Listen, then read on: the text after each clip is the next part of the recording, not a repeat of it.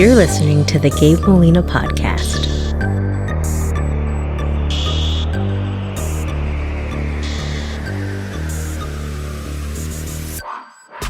All right, so I got it turned on. So I'm here with Dr. Scott Kelley of Back to Life Chiropractic. Mm-hmm. And I'm really excited because I have a lot of questions for you. Good. Because I got a lot of issues.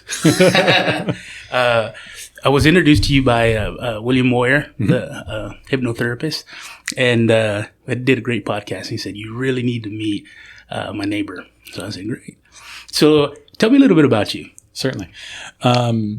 Personally, still fairly new to San Antonio. I've been here about 2.5 years. Okay. Where are you from originally? So that's a story. Born in Memphis, Tennessee. I saw your website. I did go to that, and I noticed you traveled a lot. So were you just a traveler or were you a military brat? I always get asked military brat, and no. Really? Dad worked for a company, agricultural, herbicides, pesticides, research development. Okay. And that took us from Memphis to Fresno, California, to north of Philadelphia, to north of Indianapolis, Indiana. Wow. So I finished high school in Indiana. And then that's about high school ages when I was there. And did my undergraduate in Indiana as well. St. Louis for chiropractic school, and then moved to Texas after that because I don't deal with cold weather. Oh, really? Yeah. So this was a choice? Yes. Because it's hot. Yeah, and then that's with intent. Okay. I've talked to a few friends that have lived up north, and one in particular that was in Boston. And it's like I told them, down here we get excited when we see snow, even though this last little winter blast that we had kind of kicked us all in the butt down here. But he always says no. He says, you don't know snow until you've been through like a winter in Massachusetts or something. Yeah. And so I guess in hindsight, after that 1 week that we had that kind of put us on our rear ends quite a bit, it made me rethink, okay, maybe I don't want snow. The other thing that Midwesterners, Northeasterners, Northerners in general, when they come visit down to Texas, they are amazed by the flyovers, the interstates. Mm-hmm. How you'll have an interstate flyover that, it's like, 100 and some odd feet in the air. Oh, yeah. And they're like, I've never seen a road this high in the air. Well, up there, they can't have them. Yeah, because it's the ice. Because of the ice. They'd freeze over. And here, two times, excluding last year, but like the 1 or 2 times we may get a freeze, they shut them down for half a day. Yeah. And that's it. And that's the other problem down here that people have a hard time understanding is like we have these huge temperature swings. Mm-hmm. So we may be freezing or in the high 20s. But 6 hours later, we're going to be 80 degrees. Yeah. So it's very different. So how long have you been down here? 2012. Okay. San Antonio, 2.5 years. Okay. Prior to here, I was in Dallas. Before that, I was in Round Rock. Were you practicing this chiropractic in Dallas as well? Correct. So what is the word there? Because I sound like an idiot. Mm-hmm. It's you practice chiropractic. Yes. Chiropractic. So I am a chiropractor that practices chiropractic. Okay, gotcha. And because I've gotten a lot of things over the year, chiropractoring. I'm going to make some words up too, more than likely. There was one that they put in like a ORY at the end of chiropractory or something like that. And I'm like, no, that's not it. What got you into this field? So was it something that you always kind of, did something hit you and spark that? Or was it just something that, you eventually, like me, I got into plumbing design because nobody else wanted to do it kind of thing. So, So I was a senior in high school. My folks said, what do you want to do? You want to go out in the working world? You want to go to school? We don't care. Just what do you want to do? Yeah. I was like, I don't know. I work for myself, work with my hands. I athlete in high school. And so I was like, maybe like something like sports medicine. Now being in healthcare, sports medicine is just a term. It doesn't really exist. You just have healthcare providers that work within a performance type atmosphere, right? Okay. So you'd have, orthopedic surgeons, you have physical therapists, you have chiropractors, you have... and they all fall under that umbrella, I guess. They're all in front of that umbrella of sports medicine. So you can't go to school for quote unquote sports medicine. Gotcha. A degree in sports medicine, as far as an advanced degree, doesn't exist. Like an undergraduate, you can get a degree in kinesiology, you can get a degree in pre-medicine, you can get a degree in exercise science, so they have those things. And then from there, you can go on to get a secondary degree within, most of the time within type of field of health care. Okay. So at the time I was like, yeah, sports medicine. And now I realize, well, no, that doesn't actually exist. Yeah. You just have these different professionals working within a sports or performance type Gotcha. setting, right? That's interesting because I got a nephew who's studying something along those lines. I don't know that it's necessarily kinesiology. The one that I told you about that owns a gym, he got a degree in kinesiology. But so that's super interesting. So Jared, if you're listening, pay attention. So you can do that within, you can take that degree, that fundamentals of that, and take it into something more advanced. Gotcha. Anyway, my mom randomly said, "What about a chiropractor?" I said, "I don't know what a chiropractor So it is." never crossed your No, not my threshold. No one, Wow. to my knowledge, no one in my family had ever been adjusted before or gone and seen a chiropractor for any reason. So mom said, look somebody up, call them, and see if you can go shadow them. So I looked up a doc, called him up, said, my name's Scott Kelley. I'm a senior at Carmel High School. I'd like to come in, and shadow you. And he said, that's fine. Before you do, go to my website, read about what a subluxation is. Yes, that's the word that I've been reading around here, and I was like, what is that? I couldn't even pronounce it. I'm probably going to screw it up here in a minute, too. Yeah. But and so unfamiliar with said term as well, I went to his website and said, okay, brain-body connection. We all know that our brain controls every cell, tissue, and organ in our body. So that's what that word is. It's an interference in that communication process. Oh, okay, got you. Right. In its simplest terms, we'll commonly say it's a misalignment of the vertebrae that interferes with brain-body connection. Okay. Right. The main thing is that interference aspect. So brain makes a message. That message goes down through the spinal cord, out through the spinal nerves that travel in between the vertebrae. What a subluxation is just an interference in that communication process. That communication process could be from brain to body or from body back up to brain.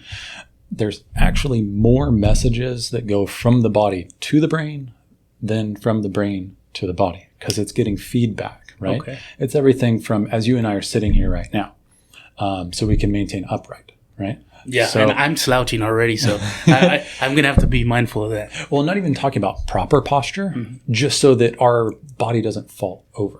Oh, gotcha. So literally what would be called proprioception. Proprioception is our awareness of where we are in space. Okay. Proprioception is also touch. That's another sense. So like we both know we have our feet on the ground, right? Now, in regards to proprioception, our brain can take some of that information and then negate it. The example I give for that is socks. Okay. We knew that we put socks on in the morning, but you don't feel your socks after you put them on. That's interesting that you say that because I had never thought about it. Now that I mentioned it, you can feel it. Yeah. But prior to that, you couldn't because your brain just said, okay, I know that they're there. And it doesn't need that information anymore. That's so amazing how the brain functions. That it can take something that it knows is less important and prioritize things. That's awesome. Absolutely. So that's why I say there's more messages going back to the brain than from the brain going down. Okay. Because it's constantly self-regulating, right? Even I don't have to think about beating my heart. I don't have to think about breathing. I don't have to think about all these other processes that are going on throughout the body. My brain just does that. Now, any interference in that communication process is subluxation. Okay. Right. So my job as a chiropractor, well, now I know this. At the time when I was senior in high school, I didn't know. my job as a chiropractor is to locate subluxations, correct it with the adjustment. What I say is get the hell out of the way and let the body heal itself. Yeah. Because I don't do any of the healing for the people that see me in the office. I don't do any healing whatsoever. So much so I inform my people at the very first visit, I don't perform any treatment. I don't treat any disease nor disorder. My job is exclusively locate, analyze, and correct vertebral subluxation. Get out the way, let the body heal itself. Yeah. So I would say, without getting into too much depth, what is kind of your process in analyzing somebody's issue? So the first part is taking a history. That's going to be with any healthcare providers to take a detailed history. My paperwork is more involved than people think that it would be. They say, you're just going to look at my back. I'm like, yes, but I want to know what else is going on, right? The things that I get really excited about is when people relay to me that they saw changes and things they weren't expecting to see in a chiropractic office. Wow. And by no means, when somebody comes in with issues that are out of my scope of practice, I'm not going to say, oh yeah, we're going to wrap that up for you. No. But when the body is in a better state of ease, it's able to heal. Yeah. And it's really neat when it's able to do that. And I've had a plethora of examples. So you typically, it helps you to know, like, let's say, for example, I'm coming to see you and you're gonna give me some adjustments. It's important for you to know, I guess, my daily behaviors, which is the way you sleep, how you sleep, you sleep on your side, on your back, on your front, again, for example, we talked about it earlier, I've got a very sedentary job where it benefits my employer to sit there all day long. Right. So I guess those things kind of lead you in a direction of, okay, more than likely he's going to have these types of issues. Yes. And that would let me determine what areas may need more focus than another area. And also, and what people are more concerned about, how long is it going to take to get well, right? Because we're still going to have those same factors, those same stressors that we've had prior to somebody coming in and getting adjusted. Now, if I am aware of some of those things, I can say, hey, you can modify or change this behavior or this activity or do this instead, and that'll help us get well faster. But if I don't know those things, well, yeah. So the first part would be, detailed history. The next part that they do after somebody comes in the office and fills out their paperwork, I actually have them watch a video. The video explains vertebral subluxation. Nice. So that way everyone gets the same explanation of it, because there's only so many ways to do it, and they don't need to listen to my voice to do that. Yeah. So I have about a 4.5 minute long video where it explains what I do as a chiropractor, what my job is, what it's not, and that term subluxation. So they watch that video, we have a conversation about that, go a bit further in depth from that, and then I go over the paperwork with them. So that's that detailed history once again. Now following that is going to be palpation. So palpation is just applying pressure to the spine, looking for subluxation. Okay. And there's components of a subluxation, or things that I'd be looking for. One is position of the vertebrae, right? If we see a curvature, that'd be a scoliosis. That tells us, yes, there are some issues going on, right? And is there something you can do for something like that, or is absolutely. that more, okay. Yeah, so there's mainly two types of scoliosis. One of them, the vast majority is called idiopathic scoliosis. And we don't know why it occurred. It just did. The other would be what's called like a hemivertebra. It's developmentally, embryologically, that individual, one of the vertebrae is misshapen. And no, I'm not going to be changing that one because it's a structural scoliosis at that point. You. Right. Have I seen scoliosis resolve? Yes. Have I seen scoliosis not resolve? Yes. Yeah. And I think that's where a lot of people assume that, hey, I'm going to come here and I'm going to get fixed. Or again, you mentioned, my wife was even asking me, how long do you think this lasts and when you get it done? And it's kind of one of those things where it's your behavior. I always have this issue with staying hydrated. I sweat in a snowstorm, I always tell everybody. So I'm constantly drinking water. And so the thought process behind something like that is, well, how do you know when you're hydrated, or how much water should I drink? And the answer is always, well, it depends. What are your activities? And the same thing for something like this. If you have problems with your back or your hips because you're sitting at a desk for 10 hours, but you got to sit at a desk for 10 hours every day, it's going to be a reoccurring issue. Absolutely. And it's where we can call it the road to recovery, if you will. That's the poster that's right up next to you there. And it's not a linear curve. It'd be nice if it's an exponential curve as far as for how people respond. But like you mentioned, we still have those same behaviors that we're doing, and some of them are completely unavoidable and we can't change them. Yeah. And that's where it's like, okay, we're going to see this back and forth. I like to say it's a 2-step forward, 1 step back, 2-step forward, 1 step back. Which is realistically how folks will respond to chiropractic care. Now, in the beginning phase of care, I'm going to see them more frequently until that issue is resolved. And I give a range of time of what the expectations would be based off that history. And I said with palpation, is looking for position of the vertebrae, motion of the vertebrae. Is that joint able to move? We have 24 segments, 24 bones in the spine, and all of them should move independently, right? Yeah. We shouldn't see any restriction in that range of motion. That could come across for you, say, as stiffness, achiness, or something like that. Yeah. Next, I'd be looking at the muscles. So feeling the muscles, looking for muscle spasms or trigger points, knots in the muscle. Use whatever term you want for that. The last is called edema or swelling. So in the spine, you have the facet joints. Those facet joints, you can get some capsular swelling around there when we're subluxated. And that when I push in on the spine and you're like, ooh, I can feel So it's a pain that. feeling. Typically. It could be a pressure, not necessarily a pain. When people think pain, they often think of like a sharp pain, like stubbing your toe. So it's not necessarily that. It could be a pressure, it could be a dull, it could be an ache. So it's not necessarily I push in and it's a lightning bolt, right? Yeah. It could be. It has been. But it's not always. So it's not necessarily, we'll say discomfort versus pain. Okay. So that'd be what I look for during palpation. Next, have people go through range of motion. have them stand up, watch them move. Any orthopedic tests that I would need to do based on the history and the complaint they're coming in for. I do utilize digital x-rays in the office. It lets me see the structure of the spine. It may change my approach. It may change, the technique that I use. There's a lot of different adjusting techniques, approximately 174. Wow. This sounds extremely complex. The approach is simple. It's not easy. So if I have somebody that's, say, shadowing me, like a high school student shadowing me like I shadowed that chiropractor, the approach seems very simple, but it's not easy. Yeah. Right? Because you have to know, you can teach anybody how to adjust. It's when not to adjust is the valuable information. Okay. Right? So when and when not to. So when would you not want to adjust somebody? So there are relative and absolute contraindications. Okay. A absolute contraindication would be a fracture, would be cancer, would be a tumor, would be some pathology. Okay. That would be a absolute contraindication. For individuals that are Down syndrome, they have what's called the check. Well, all of us have something called the check ligament. It's a ligament that's on the upper cervical spine. For individuals with Down syndrome, that ligament does not form embryologically. So it would be a contraindication to adjust their upper cervical spine. Okay. Because that ligament is a protective ligament. It sits behind the dens. That's a part of the C2 vertebrae, holding C1 to C2. And without that ligament there, there'd be way too much movement. And now to be putting a force into that would not be advantageous for anybody involved with it. No, I'd imagine. Right. So it's knowing when and when not to. There are some other relative contraindications. And this is where we would change our approach. And this would be going to more named things. One of them is called a spondylolisthesis. And it's just a big word to say that there's an anterior slippage of one vertebra on another. And there's different grades of a spondylolisthesis, 1 through 4. If it's a grade 1, it's probably degenerative in nature, so a degeneration.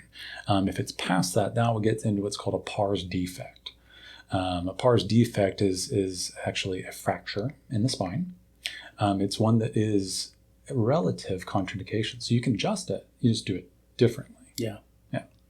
So when you talk about adjustment in the spine in terms of those two situations, how much movement is happening in the spine? Because when a layman is listening to you and we're thinking about the movement in your back and you hear the cracking whenever you pop your back, how much is it actually shifting? Millimeters. So then something that small, that being off that small of an amount can cause that much? Really? So much so upwards of, I'm trying to remember the amount of mercury, so a weight metric, about the weight of a quarter on a spinal nerve can decrease the function of that nerve by 50%. Well, I guess when you think about it, you think about the complexity of the spinal cord and its job. It wouldn't take much to interfere with that. Yeah. Absolutely. There was one more thing that chiropractor asked me to do before coming into his office. Oh. Dress up. Oh, yeah.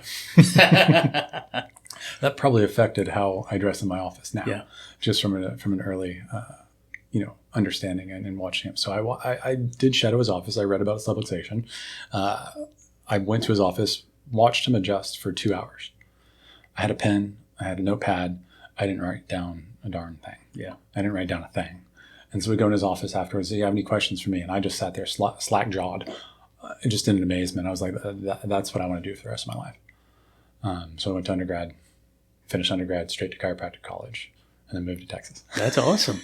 No, it's awesome. And it's something that I think, like we talked about earlier, we all deal with some sort of pain. And as we get older, I'll use myself as an example. Part of me, and you can tell me if I'm an idiot or not, but part of me feels like sitting so much is part of, I guess, my pain issues. But also I feel like I don't have the amount of muscle that I used to because I don't work out like I used to. It's a lot of sitting and just your typical moving around kind of thing. So I always feel things pop, even getting up out of bed. Shoulder, this is the weird one, is now, not now, I guess it's been a couple of years now, but my sternum will pop. And there's every morning I wake up, I go to the bathroom, I get this tightness in my right shoulder, and I literally have to lift it up almost like a chicken wing. And I cough as hard as I can. And I can feel my shoulder, my sternum, and my back pop. And it's almost every morning. And so I've gotten to the point now where I'll be at the office and I try, and we talked about earlier, you're sitting there and your hours have gone by. So I try and make a point to get up more often. I have a truck, and I had my buddy, his son, he's got a little welding business. It's called Jamworks Welding. And I had him make me this. It's like a rod that attaches to the hitch of my truck, and it's got pegs on it. And I went and bought some resistance bands, so I can put them at different heights and different angles and do different movements. But my boss has a grill guard on his truck, and I will go back because I always feel like my back's in compression, right? And then especially at my weight, it's like that's a lot of weight pulling down on me. So I'll go grab on his grill guard. I'll lean back as far as I can. And my back will start popping, and there's a spot between like my shoulder blades, I guess, and I have to really relax. And if I hang long enough on that grill guard, it'll pop. Yeah, and it pops to the point where I almost lose my grip, and I feel so amazing after that. Now, granted, I understand you probably going, no, you're an idiot. Don't be doing that. You need to come in here and get it done here. Yeah. But to me, it's kind of like. I think that feeling compressed I think we all experience that, and we don't really. I don't know that we, without coming to see somebody like you, most of us just let it go. Right. And how important is to get that spine out of compression like that? Right. So at our front desk, we often have a question of the week. And one of the questions Did I hit that one? Was when should you get checked? Right. And folks will take that as when should I get adjusted? Right. No, it's really you're getting checked, and it comes with an adjustment if you need an adjustment. Right. So my job is to check. Before there's an issue, before there's something wrong, is when you should get checked. So that falls into the preventative or maintenance or being proactive in our health. So with that said, we all need to be getting checked. From birth. Gotcha. Yeah. Now, some of the things you were describing to give you an understanding of what's going on is, as far as the compressive forces, gravity, right? Gravity is going to win every time. We drop a pin, it's going to fall. Gravity is a fat guy's nightmare, I'm telling you. And so as you're hanging there, taking some load off, sure. The issue I have is when you put a force into it. And I'll tell you why. I don't like to tell people to do things. I like to tell you why, because that can actually, if you understand why, that can change a behavior, right? I just tell you, hey, don't do that. That's what my dad did as a kid, and I never learned anything. Right. Now, if you know why you're not going to do that, that's something that can change a behavior, right? So the unfortunate truth, say when you're like leaning back over the chair, over that grill guard that you were saying, you bend back or whichever it is, or hold on to one side and try and do a twist and pull. You'll see high school kids, hold on to the chair and do it, try and snap and or crack their back. I don't snap or crack any backs. The unfortunate truth is the majority of the time they're affecting the bone above or below the one that's subluxated. As a chiropractor, I can't adjust myself. Before we got on here, we were talking about my visit frequency. Yeah, and you were saying 2 weeks? Every week. Every week? Every Tuesday morning. Yep. Okay. Tuesday morning, 7:45 a.m. on the tables behind me there. I meet my chiropractor, we trade adjustments, and he heads off to his office, and I'm here. So as a chiropractor, even with the training that I've had, I can't adjust myself. And if I had to take a stab in the dark, after you do one of those, maybe 30 minutes later, 45 minutes later, an hour later, the feeling of the need to do that comes right back. Right. Because we haven't corrected the issue. We just made noise. So the noise, what is that? Right? I get asked that. Well, I get asked if I don't tell people, so I just started telling everybody. So people shouldn't even crack their knuckles. Not true. Okay. We're talking about similar effect. Okay. Similar noise. That's what I mean by effect. But different in a sense. Different things are happening. Right. So the thing we heard as a kid is that don't crack your knuckles because you're getting arthritis. The research doesn't support that. Okay. Okay. I do have a preferred way if somebody's going to, and that's called long axis extension. So pulling on your fingertips outward. Pull my finger. Instead of just remember that. Bending them to the side. Or slamming them down. Yeah. Like doing the tough guy. I'm going to crack my knuckles. That's what I call the tough guy move, right? No, instead just pull the finger. So the dad joke, pull my finger, right? Yeah. Yeah. So that's perfectly fine. You're not going to cause degeneration by popping your knuckles. Now when we're dealing with the spine, now we're so close and so tied to the nervous system. That's why I'd say not. Oh, that makes sense. Because when we're dealing with the communication highway of our brain and our bodies, that'd be, I'm trying to use some, technology analogy, but I don't have one at the moment. But that's why that feeling of the need comes back, is because we haven't corrected the subluxation. We haven't corrected the vertebra that actually needs set adjustment. We just made noise. And when you're talking about millimeters of movement, it can affect your the level of comfort that you have. I guess me pulling on a grill guard probably isn't the best idea. How do you feel about, what is your take on something like a inversion table? Mm-hmm. Being able to right. go upside down that way. I have a single concern with inversion tables: ankle injuries. People don't strap in correctly and they hurt their ankle. Oh, okay. Because you're taking the full weight of your body on a stretch force on an ankle that's not typically stretched. So if folks don't strap in correctly, they get an ankle injury.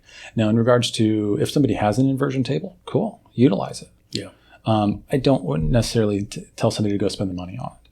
And the reason why is because as you invert, in the first minute and a half, it's going to do what it does. Right. So it doesn't take long.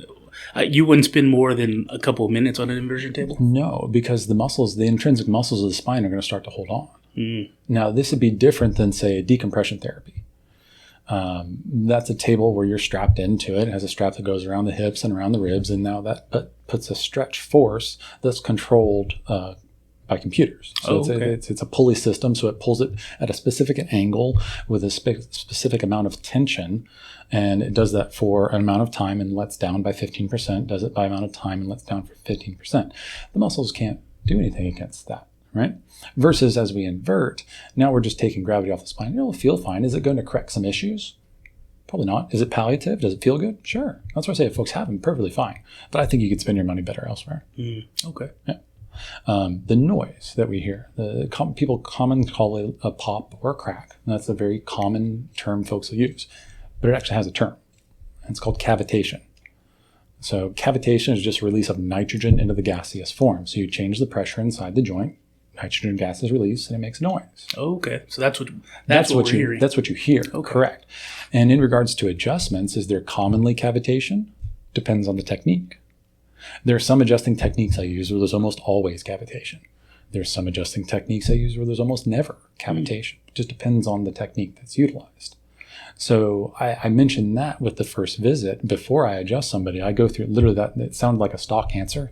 It's because I have that conversation multiple times every week to let them know, okay, this is what the expectation is. Depends on the technique that I'm using. The techniques I'm using today, it commonly occurs, but it does not have to. Because folks that have been to chiropractors previously or before they come and see me, and if I don't give them this expectation beforehand and I adjust them and there's no noise, the question is, did you do anything? Did it go? Yeah. Yeah, did it go? Right? And so that's where I say cavitation is just byproduct. It's not 100% byproduct, but it could be. That's why I do a pre and post check. So with my chiropractor, I pre-check, I adjust, and I post-check. I do that with all my practice members too. It's because I want to see, do we see the positive changes that we're expecting to see? Is it stayed the same? If it stayed the same, I change the technique, change the approach, do it different. So you do it. You get one done once a week. Mm-hmm. So is that something that's that's your preference, or is that something that it makes sense to do that once a week? Is that something that ideally people should be doing it that often? That's ideal for me. Okay. As far as maintenance care, which I would consider, I'm doing maintenance care. If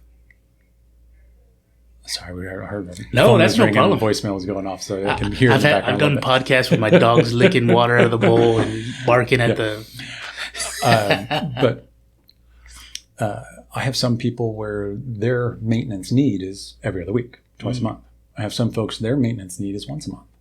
For me, with my job being very physical, adjusting people all day, that's the frequency that makes works, sense, yeah. works well for me. I've attempted to go to every other week. I tried it out. We don't ever think about the doctor. No. So yeah, I mean, I guess if you're being that physical all week long, it is something that you would need regularly. That makes sense. Right. And I still have all the similar aspects of life that everyone else does. As humans, like we were talking about with your job, we're not designed to sit. Yeah. Just as human beings, we're bipedal. We're not designed to sit, but it's something we have to do. You get in the car, you're sitting. You get to the office, you're sitting. For meals, we sit. For leisure, we sit. Something we hadn't talked about is my leisure. PC gaming. Okay. I sit. So, okay, I did want to get into that here in a little bit. So let's save that. Let's save some of that. Sure.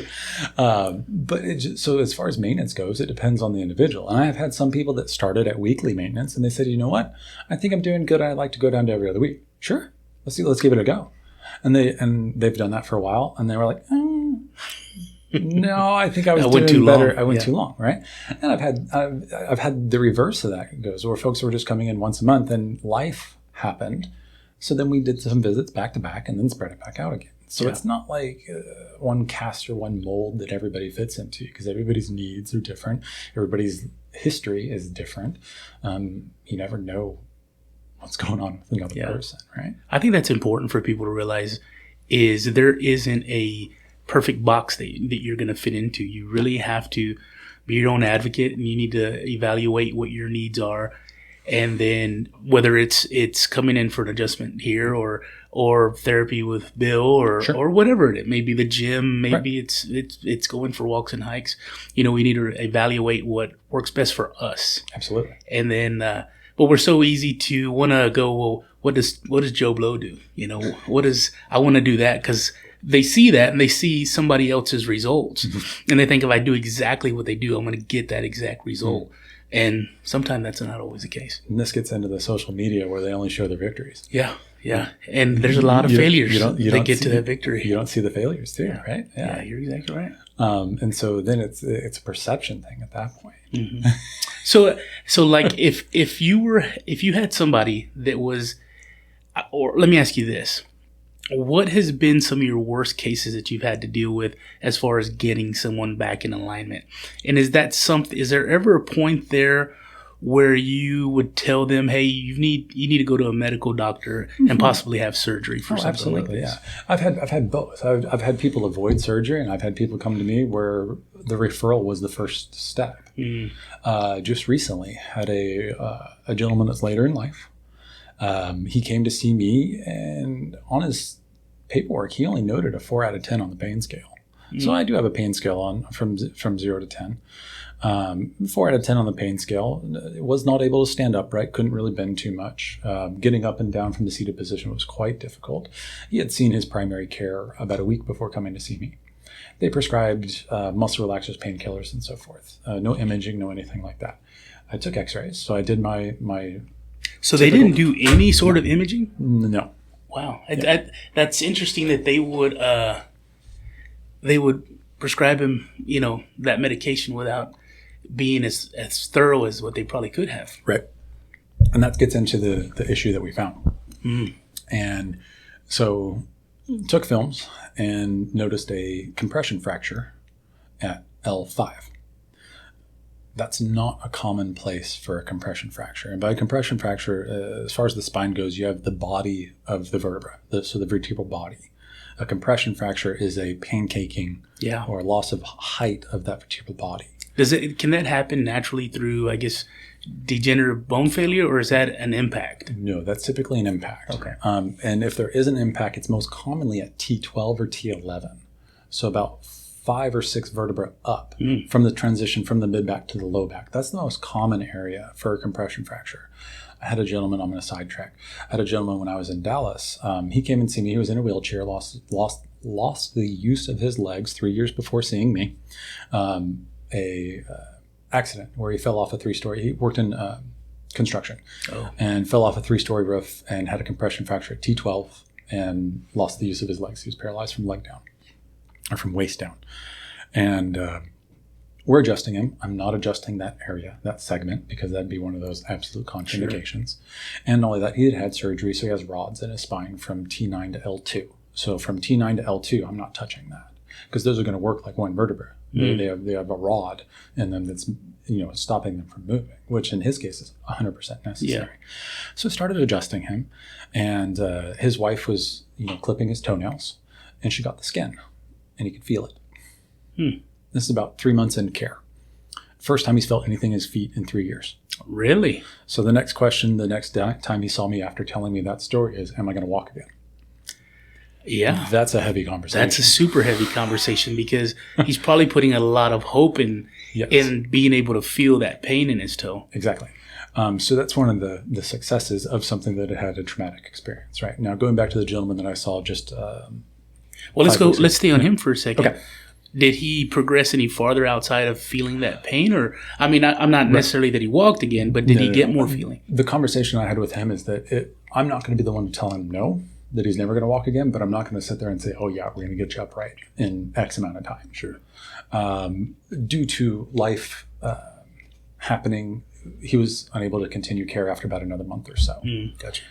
Just some things went on, and then, we sort of lost connection that way. Yeah. But that was a huge thing for him.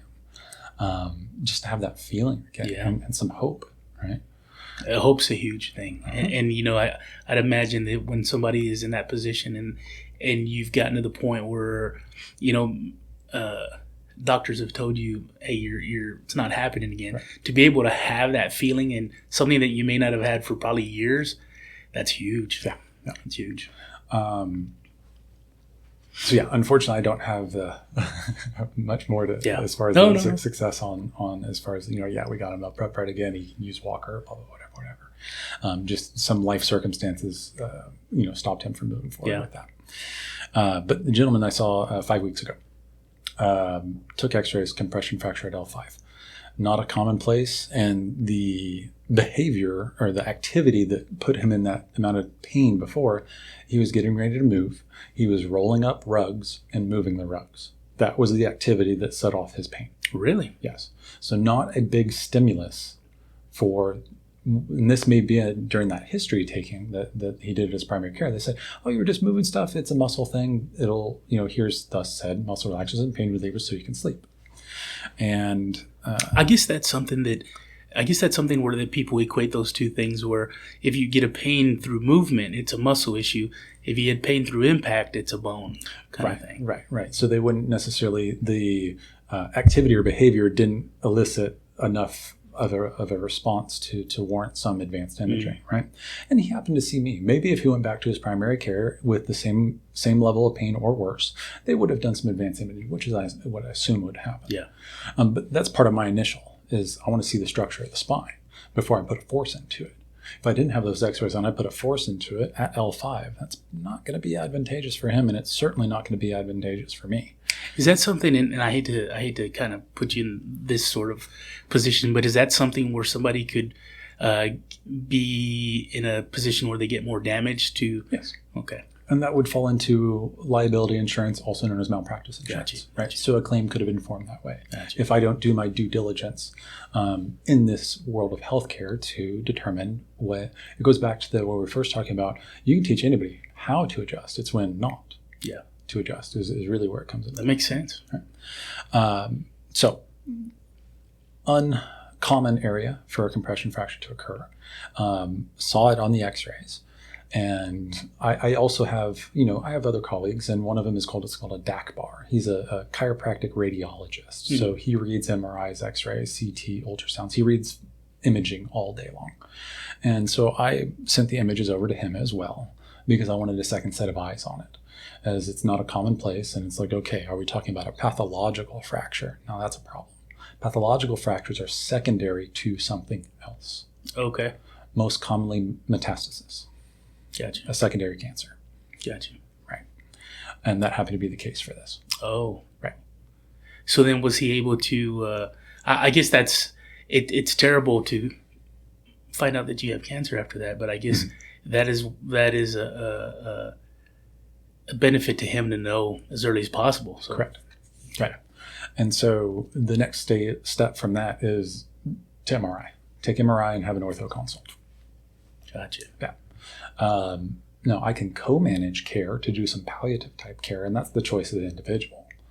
Am I going to be adjusting L5 on a person that has a metastatic cancer at L5? No, that's an absolute contraindication. Yeah. We can do things above and below those areas for. So you can focus in other portions of the spine without impeding that area. So within chiropractic, there's a couple different ways to practice. The way I choose to practice is exclusively adjust. I don't perform any modalities. I don't perform any therapies or treatments in that regard. So, and I do full spine adjusting. I don't do complaint-specific adjusting, where somebody says, hey, it hurts here. Okay, adjust in there. I got you. I'm going to be looking at the body as a whole because they may need adjustment where it hurts. They may need adjustment on the opposite side of where it hurts. They may need adjustment 2 levels above or below where it hurts. So it's not just, I hurt here. Okay, I'm going to adjust you there. So I guess it's similar to like having an issue in a leg, to where you may have an issue in the spine, in a certain portion of the spine. So you adjust the way you sit, maybe the way you walk, maybe the way you stand, and now you have an issue somewhere else. So it makes sense to treat the entire spine rather than just pick points on there. Correct. In addition to that is potentially addressing issues before they become an issue. Right? Preventative maintenance. And with that, I've had numbers of folks over the years say, when I came in, this hurt here. Now it hurts here. And it's like, realistically, that was there before, but the brain was prioritizing. Hey, pay attention to me first. As you make progress on that, it goes, oh, hey, by the way, we got this going on too. Yeah. Yeah. So are you solely focused on the spine, or do you do other parts of the body as well? I look at the extremities as well. So ankles, elbows, wrists, knees, hips. So you can do things for those areas as well? Absolutely. Okay. Yeah. Just the main, those would be secondary. Gotcha. I'm going to look first to the spine because it's where our communication highway is. And so, I mean, I guess I'm going to ask a silly question, but adjusting the spine and fixing issues there has the potential to also fix the issues that you may be having in your knee or your ankle or your hip, your elbow. I've on top of everything else, I have carpal tunnel too. So that, those are other aspects where, and this is going to sound kind of silly, but I told you I always have an issue with dehydration, but I think it was Tuesday. Oh, I had the world's worst diarrhea. It was ridiculous. Wasn't drinking much water, going to the restroom a lot. Later that day, my joints were killing me. My actually, this finger here, I couldn't move it. This index finger, my wrist was hurting.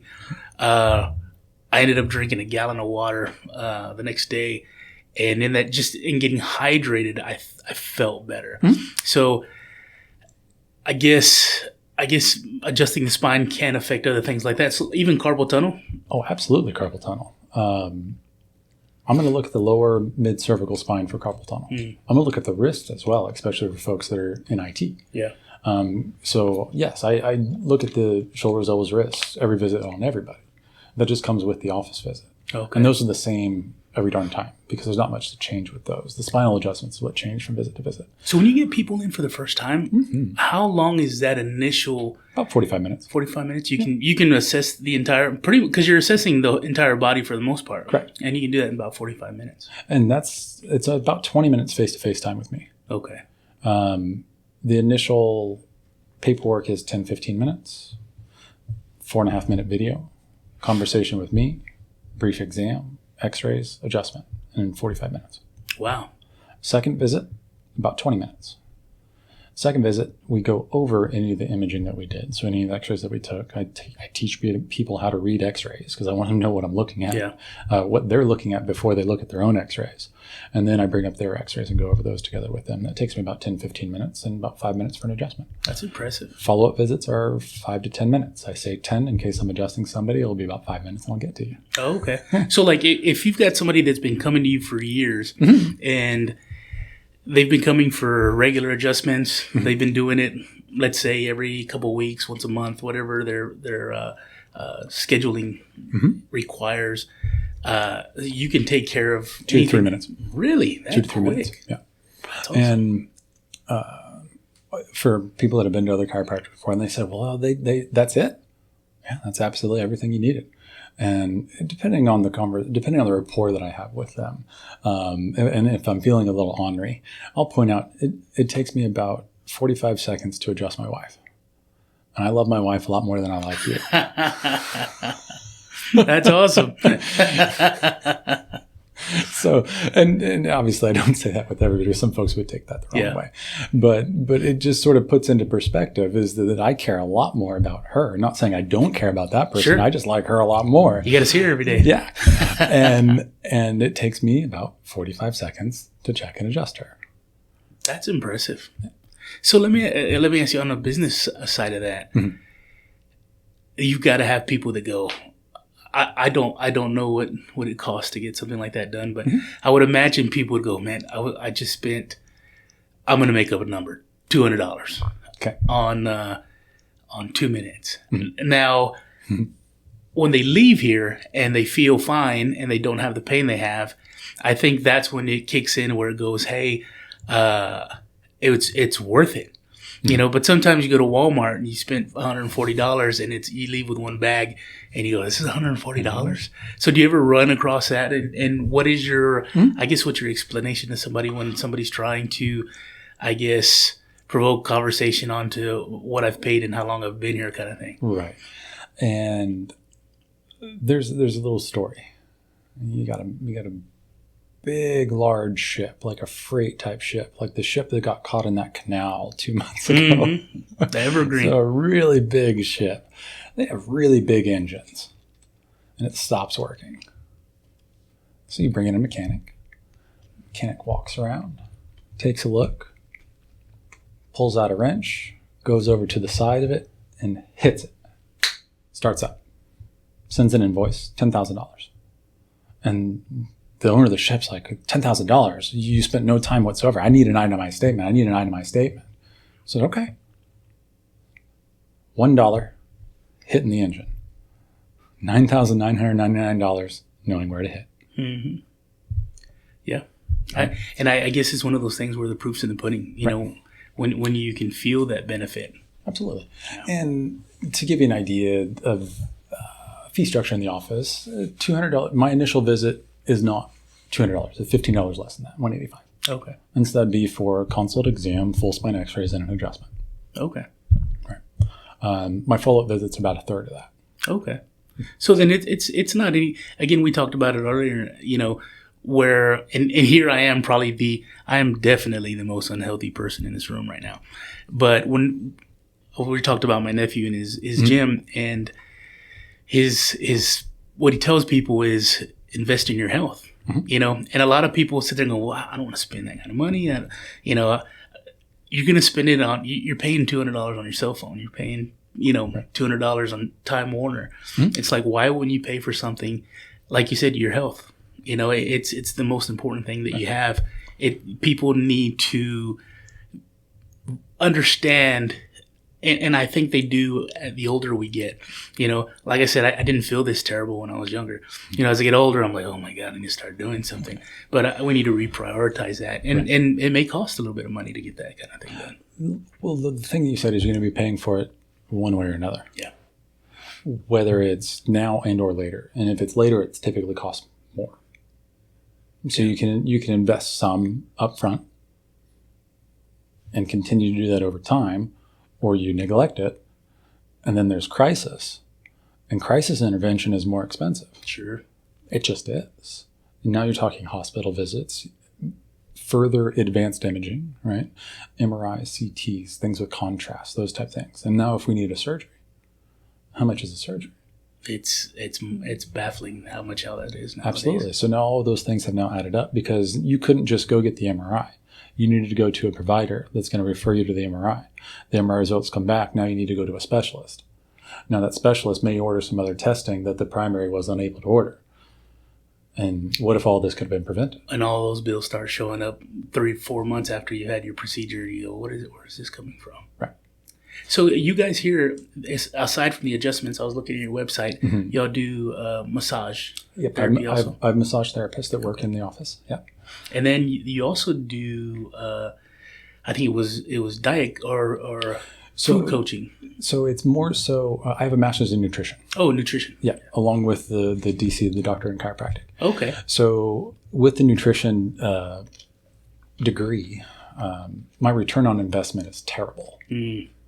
And then the reason why is because I didn't invest in that to have a return. I wanted the information. Yeah. So I invested for a master's in it because I wanted that information. So what I do is in-house seminars. Okay. We're starting to be able to do those again soon. I haven't been able to do them for last year for obvious reasons. Yeah. But I don't charge my practice members anything to attend those in-house seminars. I just have the information, and I want people to have that knowledge now. And when I have a nutrition talk, it's commonly different than what they've heard before. And so with that, and they say, well, that's not what I've heard. And then I can point to my masters and say, this is where my information is coming from. That's interesting. Not something that I've heard before. It's like, no, this is what I researched. This is what I did my thesis on. Yeah. And I did my thesis on the effect of inflammation's effect on the body. That's interesting. Was what my thesis was on. Because how do we get inflammation in the body? Typically what we put in our mouth. Yeah. You know, growing up, I grew up in a real small town. There wasn't a whole lot of money in the household. It was a small area, and that's just the way it was. So growing up, and I tell everybody this, and I got bad habits early, so I didn't learn to eat well in a healthy way, and that's just the way it was. You ate what you could afford. Right. And growing up, it was always filler. So it was a lot of potatoes. It was a lot of rice.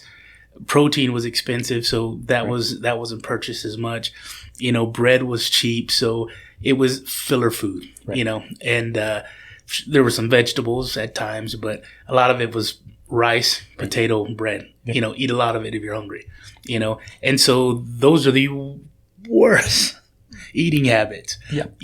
So to be able to be exposed to somebody that has some knowledge in nutrition like that, I bet it's mind blowing for some people, I imagine. Yeah. And that's, I started off my first couple nutrition talks I ever gave. Oh, I got some pushback. I got some butting of heads. Yeah. And so now I start off the conversations with, what I'm going to tell you is different than what you've heard before. Just to get them ready for it. Just that little bit of verbiage right there really changed the whole conversation. What is some of the issues that people would have had with that conversation? Just in the time. So the number one. So I will say this was 6-7 years ago when I was first having these conversations. And fortunately, there is more widely acceptable knowledge or information on a couple of those things. And the number one that I would get pushback on is cow's milk. In my mind, the only species that should consume cow's milk is a baby cow. I'm not a baby cow. Yeah. Humans are not baby cows. Humans are the only species in nature that consume another species' milk with any regularity. Of course, there are outliers. If, say, another species... Hey, it's even worse in Mexico because there's goat's milk down there. Yeah. But it's not seen in nature with any regularity. I said there's always outliers and exceptions, right? But it's not seen with any regularity within the animal species, across all species. So why do we do it? Yeah. Then you get into the fact that the pasteurization process, which denatures proteins, so is it really that nutritious as it would be coming straight out the udder? Yeah. Well, no. Do we pasteurize breast milk? No. It goes breast to baby's mouth. Yeah. Right? The breast milk gets into some really cool stuff. The human body's really, really neat. There's actually receptors on the areola and surrounding the nipple that if the baby's sick, has a little cold or whatever it is, it can recognize that in the saliva, and it changes what's called the colostrum, and it changes the formula for said baby. Really? It changes the breast milk. Yeah. How long does that take to happen? almost instantaneous. Really? Yeah. You can have, say if they had the baby and they still had some more milk and they pumped, it would show up as a more rich, almost yellow in color instead of the creamier white that we expect to see. Wow. It's really pretty interesting. That's pretty cool. Yeah. I had never even heard of that. That's interesting. That's very interesting. Yes.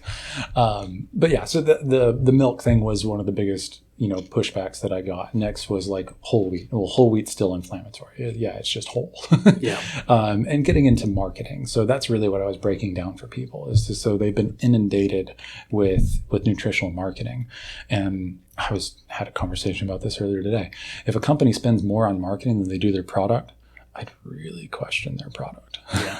No, it's important to think that way, especially I think as population grows and there's the need to feed more people, I don't know for sure. I haven't done any sort of investigation or research or anything, but something's funny's got to be happening. To be able to produce food quickly and to get it to the mass market, there's other things happening that aren't natural.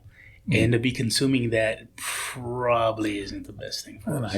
I do not have an answer for you on that with anything to back it up. Yeah, I'm the same way. So right. I'm clearly pulling that out of the clear blue sky. Right. Well, we're just talking logically speaking, right? If something's not natural, is it good and or safe? Well, I don't know. And now, so this gets into a conversation of good and or safe. You mentioned another one, sugar. Right. Mm-hmm. So there's three things that I don't typically that I don't recommend. It's not that I don't typically recommend. I don't recommend them. As I mentioned, milk already, right, or cow's milk specifically, sugar, and then the other one's flour. Mm-hmm. I used to talk a lot about corn because it can take corn and change it into a lot of different things. Anything that ends in tol is a sugar alcohol. So xylitol, sorbitol, all those things, they're sugar alcohols. And so with sugar alcohols, they're typically corn derivatives. Xanthium gum, that's a corn derivative. All these things are just made from corn. And so now you're taking something and changing it synthetically. And it's just, as humans, once again, we're not designed to consume those things. Yeah. We're not designed to eat those things. So in regards to some of these, man-made products or food-like products, that's my favorite word for them, is food-like products. Yeah. They look like food. They may smell like food, but are they really food? Yeah. And it's just looking at it logically to say, is this what I'm designed to eat? Yeah. Am I designed to break this down and to consume it? So in regards to sugar, we're jumping back about 60, 70 years now. I don't remember the exact dates because it's been a while since I've actually done the research on this. But the Stanford Chair of Research at Stanford University, I think it was late 1950s. I want to say 58. It could have been the 1960s, but I digress. Was bought and paid for by the sugar industry. There was another scientist. Yeah, there's another scientist in Germany. So this goes back into the conversation of a high-fat diet versus low-fat diet. So the Stanford Chair was recommending a low-fat diet because if it's low in fat, it's going to be high in sugar.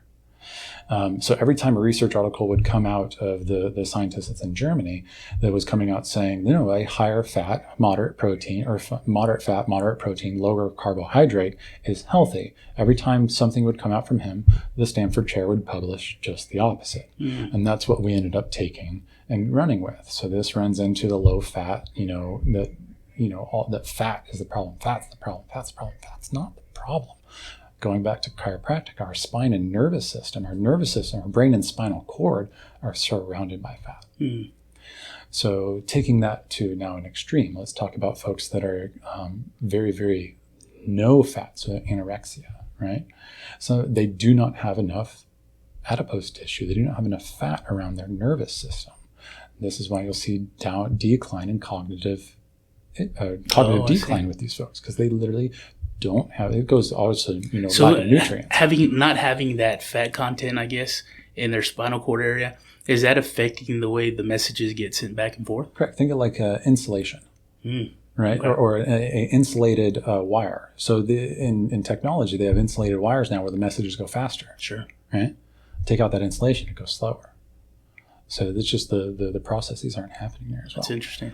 Carpal tunnel, going back to that one for a second. Have you hit your funny bone before? Oh, yeah. Yeah. So it's the ulnar nerve, It's right there at your elbow. We can pluck it like a guitar string. If you do that, where do you feel it? Mm-hmm. You feel it at your pinky. Yeah. So insult or injury was to the ulnar nerve at the elbow, but you feel it at the end range. So typically what I'll see with carpal tunnel is issues in the mid-lower cervical spine. So that's where insult or injury is. We feel it where the nerves go to. And it's the same thing for the viscera. That's something we didn't talk about, is those same nerves are the nerves that go to our spleen, our kidney, our large intestine, our male and female reproductive organs. So let me ask you this. What is your take on like acupuncture?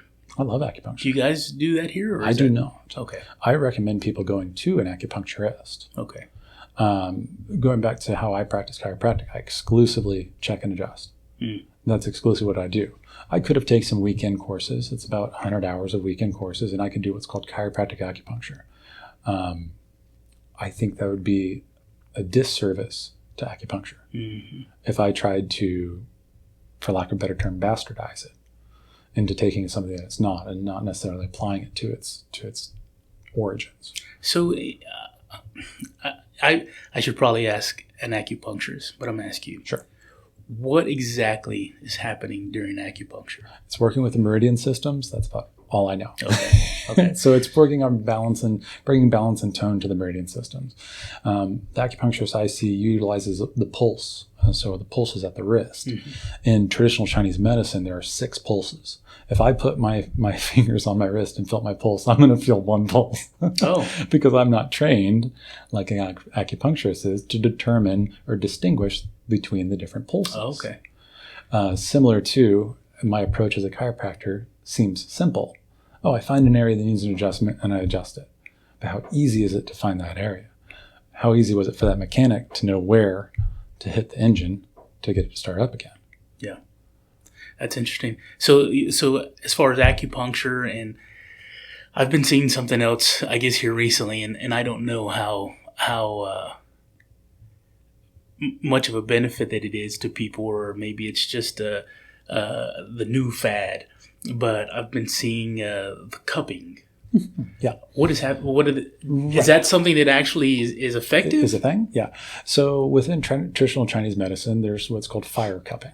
And that's what if an acupuncturist does it, they typically do fire cupping if they're going to be doing. So there's my understanding, and I'm familiar with, but not my expertise. Right. My understanding, there's about 3 different types of cupping. You have fire cupping, which they have glass bulbs or glass cups. They take a flame, put it inside glass bulb, remove said flame so it eats up all the air, and quickly they put that cup down to the skin. And so that's going to pull the skin up into the cup just from a negative pressure standpoint. So that's fire cupping. And so I guess when it pulls that skin, it's separating, I guess, fascia. Tissue and connective tissue. Okay. Yes. And then so you have static cups, which they just have a little pump, and they're typically plastic. So you place the cup down on the skin, you put the little device to suck the air out or pump the air out, and then you have what's called medicupping. Medicupping is hooked up to a machine. Now that tube that's hooked to the machine is like a vacuum, is going to pull and let down, pull and let down, pull. Oh, so it's almost it's not a continuous pull. It's correct. Really it can do a continuous pull. They have different settings and so forth. Like my massage therapist. And what is that called? Medicupping. Okay. My massage therapists utilize medicupping. They also have static cups. They do not do fire cupping. I would say the approach is different for those two. So the static cups or medicupping, the approach or the purpose behind it is going to be slightly different than fire cupping. Fire cupping in an acupuncture sense is going to be, once again, looking at the meridian systems and where those cups are specifically placed, versus utilizing cupping as a soft tissue mobilization, or call it like breaking up adhesions or scar tissue, right? Similar to deep tissue massage. Deep tissue massage pushes down into the muscles to break up those muscle adhesions, those myofascial adhesions, trigger points, knots, whatever you want to call it, a spot that hurts, right? And to break up that scar tissue or adhesions. Cupping does the same thing. It just pulls instead of a push. Gotcha. So they can glide those cups. So they don't necessarily have to sit still. Like with the medicupping, they can glide the cups. So they'll have some oil or lotion on the skin as well. So okay, so that allows the same amount of, I guess, I don't want to say tension, but I guess Pressure. pressure. Suction pressure, yeah. And they can just slide it up and down a certain area. Correct. And break up those myofascial adhesions. That's how my massage therapist would utilize cupping in office as far as that therapeutic aspect. Okay. Yeah. That's super interesting. That's about the extent I know. Yeah. I've looked into it a couple of times, just just online, and the Olympics a couple of years ago with like Phelps, how he had the big old circles on his back. That gave a lot of exposure to cupping. Oh, that's right. Yeah, I do remember that. There's a few people at my nephew's gym that I've seen. They have them, and then just other people online. Everybody posts everything. So it was kind of one of those things where it seemed super interesting. It's just.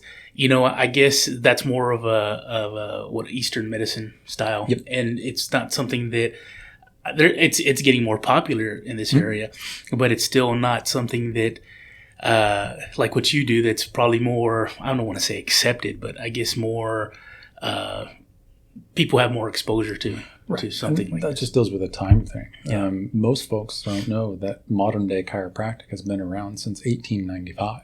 Oh, really? Mm-hmm. That's when the first modern day adjustment was given. Who started it? That's Dr. D.D. Palmer. And that was in Davenport, Iowa. That's odd because that sounds like a familiar name. I don't know why I would know it, but that sounds really familiar. So, yeah, D.D. Palmer, September 18th, 1895 is when the first adjustment was delivered. It was delivered to Harvey Lillard. Harvey Lillard was a custodian in the building which D.D. worked. D.D. was previously, prior to that, was a magnetic healer. And he had a conversation with Harvey Lillard. Harvey had lost hearing in his ear. About 17 years prior to this conversation, he was in a crawl space doing some work, and he felt a pop and lost sudden hearing in one of his ears. 17 years later, meet D.D. Palmer in Davenport, Iowa. And D.D. says, I'm going to do this. I'm going to adjust you. After the second office visit, his hearing was restored. Really? He went to they're on the second floor, went to the window. The window was open, and it was more of a cobblestone because we're talking late 1800s. And he could hear the carriages and wheels going across the cobblestone. And it was the first time he could hear that in 17 years through that ear. That's awesome. That's how chiropractic started. And how chiropractic now has been sort of deemed into this neck and low back pain when it was an ear issue that started it. That's interesting. Right. So this is where, as folks are coming in, I look at the whole spine because I'd like to see issues resolved that they weren't necessarily coming in for as well. Had a gal that started with me January 2nd of 2020, came in for typical chiropractic issues, neck, low back pain. Those issues were resolved in the first 5 or 6 weeks, so we're in mid-February by this point. She chose to continue for wellness maintenance care. We jumped forward about another month or so. She says, so I had a hysterectomy 3 years ago, and I've had hot flashes ever since. They're going away. Really? Mm-hmm. And she said, the only thing I'm doing different is getting adjusted. And I guess it's that connection. The first thing you said was mind-body connection, and being able to open that up when I guess it's in tension or it's compressed or it's being subluxated. So that's something that I think that similar to Bill, it's when you think about it and you actually put some thought into it and you follow through with maybe getting treatment, it's eye-opening. It really is, because it's not something that's in the forefront. Like we talked about earlier, it's so easy to pop some Tylenol. I'll feel better for a couple of hours, or go to the doctor and here's some, I don't know what they're giving for pain these days, but sure. There's all kinds of medication for that. And we've come to the point, I think, where we're so comfortable with popping a pill, and so that's the fix. That's where we want to go. That's in our minds. That's what I need. Right. And in reality, if you can do something that doesn't involve medication, that'll get you that, instead of treating the pain, possibly fixing the issue. Right. Why wouldn't you do it? Exactly. Why wouldn't you do it? Because it takes some time, energy, and effort as well. Yeah. It's not easy. Yeah. Right. The approach is simple, not easy. But I think that's the problem with a lot of things. And like I said, I'm the most unhealthy guy in the room because it's easy. you know. And I think when we sit there and we start to evaluate how we feel, I'll throw aside how you look, you know, but just how you feel, how you interact with people, how you go through your day. I'd say more so than how you feel, how you're functioning. That's where I was leading. You know, are you able to do things with your family? Are you able to go places? Are you able to ride the roller coaster at Six Flags? And it's like, once you get to the point where you're like, my quality of life isn't where it could be, why wouldn't I? What's been taken away? What's been taken away? What aspect am I not able to do that I was able to do once before? Yeah. I had a gentleman, this is when I was in Round Rock. He said the last time he counted, he'd been under chiropractic care for 76 years. He was 94 at the time. Really? So he started getting adjusted when he was 18. So when he spoke, I shut my mouth. At the time, he had been under chiropractic care for 3 times my life. Yeah. So realistically, he'd been adjusted by some of the greats in the profession. Yeah. I just look at it as I'm standing on the shoulders of giants. Yeah. And it was really interesting because at 94, he drove himself to the office. He didn't use a cane. He didn't use a walker. He came during the day. He didn't like to drive at night, and I don't blame him. But that's something that I'm working towards. Yeah. Is that I want to be adjusting people until I'm 80.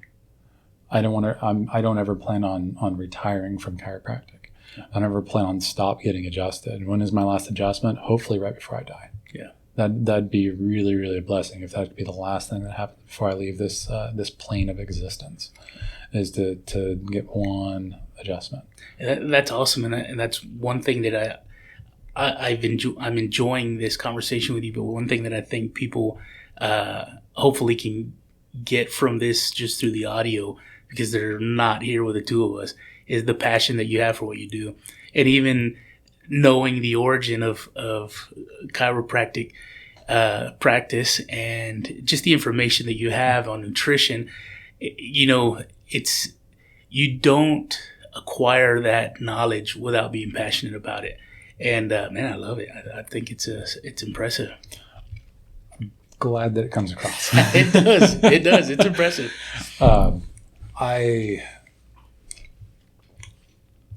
I got to do, recently, I don't even think this is on the website yet. I was voted in as the president of my state association. Oh, really? Yeah. Congratulations. Appreciate it. That's outstanding. I'm going to have a conversation with a colleague of mine that knows the history of my state association better than I do, because I'm not from Texas. Yeah. I'm not from a chiropractic family. Yeah. I didn't get my first adjustment until I was at chiropractic college. So that chiropractor I visited when I was in high school, I didn't even get adjusted. Oh, really? I jumped in the deep end. Yeah. That's awesome. Without even really knowing what I was getting into. So I got my first adjustment at chiropractic school. So I wasn't raised in that area, that field. I'm curious if I'm the youngest president of our state association. How old are you? 35. Okay. Yeah. I wouldn't be surprised if you were. Yeah. Because I've been in practice coming up on 10 years, coming up on 60,000 adjustments. That's amazing. And I'm happy to serve my members. Yeah. And it's something a lot of folks don't know. It's not paid. Oh, really? No, not in the slightest. That's not a paid position. Yeah. That is exclusively a volunteer position. Wow. Because I am passionate about keeping chiropractic, not changing the profession to make it something that it's not. Yeah. Because this gets into, I said, we don't have enough time to cover this full topic, but what's going on in the chiropractic colleges at the time, or currently, is that they're starting to move away from the foundations of chiropractic. So they're getting away from locating, analyzing, correcting vertebral subluxation, even so much with utilization of x-ray to assist with that, with the management and assessment of subluxation. So what's driving that money. change? Money? Money. Yeah, oh, absolutely. I mean, money makes the world go round. Yeah. And I have nothing against physical therapists. There's 2 doctors of physical therapy here in town that I refer people to regularly for the services that they provide, because they provide an extremely wonderful and valuable service. But they're taking these students that are coming out of undergrad, so between 22 and 24 years old. Keep in mind your prefrontal cortex doesn't fully finish developing until after 24. So you're talking about the decision-making centers in our brain haven't fully formed yet, and now they're talking about going 6 figures in debt, above debt that they have from undergraduate. Right. So the 4 years of undergrad, 4 years of chiropractic school, and we're talking nowadays about $300,000. Wow. Right. So that's a major decision to make, and our decision-making centers haven't finished yet. And now there's 19 chiropractic colleges in the United States. The vast majority of them are essentially making I won't tell them what they're making. They're making students that don't have the focus on the adjustment. They're focusing on other aspects or other therapies or other modalities. And a lot of my colleagues that are running very successful practices that need help, that need associate doctors, they're having a tough time finding an associate doctor to hire because they can't deliver the goods. And they can't deliver it effectively and efficiently. Folks will say commonly in the office, "Oh, that was quick." And my response is, "Oh, I don't do anything quick. I can do things very efficiently. Quick is cutting corners, and I won't cut corners in regards to your health. But it doesn't mean I have to take a lot of time to do it. I can be very efficient." And the students that are, unfortunately, and it's not all, there are outliers, but the students that are coming out are, as I said, unable to deliver the goods. And my friends and colleagues, and I'm getting close to that point where I'm a new associate too. And it's, what pool do I have to search from? You know, a little detour here. It's a little difficult to talk to you about this kind of thing because I know you. I see your passion for what you're doing. I work in the construction industry, and there's a similar problem. There, years ago, I'd say, I don't know, maybe 10 or 15 years ago, we worked with a contractor locally, and older guys, they're in their 70s. Still doing the work. And to be able to work on a construction project with those guys with all the experience they had, it was amazing. And they were thorough. We rarely had a problem. Nowadays, I don't see anybody like that. Even the contractors locally or in the area down in this region of Texas that are kind of your top of the line guys, they're still kind of bad. You know, and it's the construction industry's kind of turned into this weird thing where it's kind of like, hey, we want to be done quickly. You know, we'll fix it later. Right. You know, and similar to what you said earlier, I always tell people at work, you either pay now or you pay later, but you're going to pay at some point. And if you pay later, you're going to have to start ripping stuff out. It's going to get a lot more expensive. There aren't any more. It's like, there isn't any more skilled labor. They're paying the cheapest guy to go out there and do it. And I'd imagine it's probably going to it's turning probably into something similar in your field. And then the insurance side of things. I don't do any insurance billing whatsoever. Because, it's mainly because I can't come to an agreement with their terms. Personally, I feel like I'm worth more than what they'd be willing to, what the allowed amounts would be, and we don't need to get into that conversation. But students, I had a student shadow me just this last fall, and his clinician at the school. So you have all the coursework, and then you still do a year of call it a residency, a year of seeing the general public under a clinician within the school setting. So you're still taking classes and starting to see the general public the last calendar year of school. And his clinician said, if you want to have any type of success and be able to pay your bills, you're going to need to bill insurance. You're going to need to do all these other modalities to bring up that per visit cost. So to get better reimbursement, you're going to have to do stuff. And so he came and shadowed me, and I said, I don't bill insurance whatsoever. People that want to be here want to be here. They're happy to be here. They're happy when they come in. They're happy when they leave. And we thank each other. And folks will be like, why am I thanking them? I thank them for the opportunity. The opportunity to adjust them, to check and adjust them, and have a potential of a life-impacting or life-changing adjustment. One of the things Adrian says to me when I leave in the morning is change lives. And just the opportunity to do that, I'm thankful for that. So that's the exchange and the type of practice that I run. Yeah. I don't have anybody that doesn't want to be here. They all want to be there. They can go somewhere else. I do zero marketing, no advertising whatsoever. Yeah. I'm 70% internal referrals. And the only reason I do that is because you just love on your people and they reciprocate that. Yeah. And there's an even exchange as far as now that exchange comes in the form of monetary. And there's an even exchange for that. And so it was wonderful to be able to show to a student that you can practice in a sense of just attempting to positively affect a community and not have to, quote unquote, work for somebody else. I.e. said, doing what the insurance company says or says they will not allow, right? Yeah. What's denied, what's not denied. And it says, I don't really care. I'm just going to love on my people. Yeah. And I think that goes a long way with the people that do come and utilize your services, because they feel that. And, the insurance industry and whatnot is it's a whole nother animal, and it's getting extremely out of control. Long conversation for another It really time. is. It really is. But, well, hey, I wanted to get some information from you on, let people know where they can find you and where you're located, your website, all that good stuff. Certainly. North side of San Antonio is where we're located. I've had people drive as far as Chorizo Springs to come see me. Oh, really? Yeah. So that's just, I said, it's just a blessing that I get to see folks from sort of all over.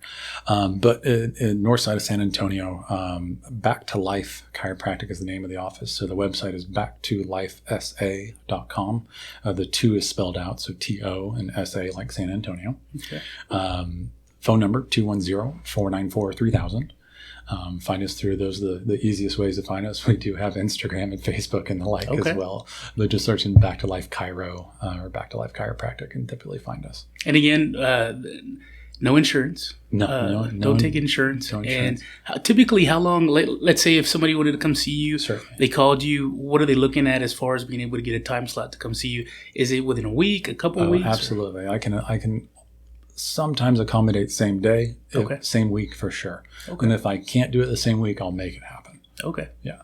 And let me ask you also about your gaming. Yes. See, we talked about that a little bit. So you're doing the PC game. My wife's cousin's husband, he's a gamer. I think he's PC as well. Okay. And so do you do the Twitch thing and everything, or I don't. I have friends that stream. I don't stream. okay. So you're not going to see me on the stream, but you may see me on theirs. Okay. Or hear me, not see me. Yeah. I started really PC gaming in chiropractic college. Okay. So I was in school. It kept my sanity. The course load is very intensive. We're talking 28 to 34 credit hours. So if you think of an undergraduate setting, taking 18 credit hours is a big load. I'm doing 28 to 34 credit hours a semester. Yeah. That's amazing. And if I wasn't doing school, I needed to do something. And so I fell into PC gaming. And the game that I play is World of Warcraft. Okay. And the nice thing about that is that it was scheduled. We literally scheduled our play. Oh, really? So I built into my week times where all of it was school except for the time blocks that I put to play a game. Okay. That's where I say it kept my sanity. And because we're playing with, anywhere between 10 and 30 other people, and we set a time like bowling league or whatever, weekly event things that folks would have. So I scheduled my play and I just continued to play the game. I have 2 lifelong friends that I met through this game. One of them was actually at my wedding. Adrian and I did a courthouse wedding, and we had 5 people there, and 2 of them were our moms. We were other 2 of them. Yeah. There was one other person. It was our friend David that we met through World of Warcraft. That's pretty cool. And then coming to my graduation was the other friend, and that was. I graduated almost 10 years ago, and we're still good friends. I was chatting with David literally earlier this afternoon. That's awesome. So met some lifelong friends through video games. It's funny because I think one thing that people, again, everything we've talked about getting adjustments and your physical health, and people forget you still have to take care of your mental health. Absolutely. And even if that's breaking away from the really important job that you have to do something that distracts you from that. You know, there were times I've worked really hard to work a lot less. Right. Before I would literally, I worked jobs where, same industry, but we'd work till 10 o'clock at night, 11 o'clock at night, and I'd come home and my wife would be like, go to bed. Mm-hmm. You got to get up in the morning. And I'd tell her I have to watch something stupid. Right. You know, I just got to get that out of my head. I got to unplug or I'm going to go to bed. It's going to be in my brain all night. I'm not going to sleep. And so I've been interested in playing video games. I've never gotten into it. One thing that is my distraction now is 90 Day Fiancé. And it's the dumbest show on the planet. But it's one of those things where you're not even really watching it. And it's just, there's nothing to retain. You're not learning anything from it. It's just a couple of hours of shutting off, right. You know, and as far as physical health, you've got to take care of the mental health and being able to find an avenue, you know, to do that. And then, and in turn, make some lifelong friends. I mean, it's a bonus. Well, man, I appreciate you giving me your time. I know you stayed late for me on a Friday, but man, I really appreciate it. And, maybe we'll get together down the road and do this again. Perfect. Sounds like a plan. I appreciate it. Thanks everybody for listening.